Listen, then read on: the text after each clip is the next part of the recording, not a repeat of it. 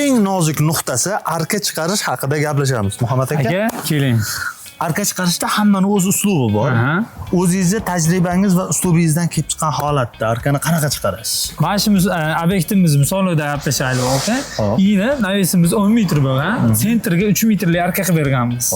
Shunda ikki yonida zapas joy qolgan. Profil necha bo'lgan endi shunda? Profilimiz 5 ga 3 bo'lgan razmerligi. Zo'r. Gradusi necha gradus bo'lgan? 1.10 ga olganmiz. Sababi arkamiz sal yo'tug'roq berganmiz, navesimizga yarashishligi uchun. Qarang, Muhammad aka. Ustalarimiz arka chiqarishdagi eng ko'p uchraydigan xatolar qaysi? Eng ko'p uchraydigan xato aka, misol 10 metr joy deylik, 10 metr joyga ikkita qilib qo'yishadi. Ha, qisqa ikkita. Ha, qisqa qilib qo'yishadi. Bu katta shiroki bo'ladi, lekin fasadni buzib qo'yadi. Ertaga patolog kelib, uni evlamaydi, joyiga yarashmaydi. Tom haqida yana qanday ma'lumotlar qiziq? Izohlarda yozib qoldiring va sahifaga obuna bo'lishni unutmang.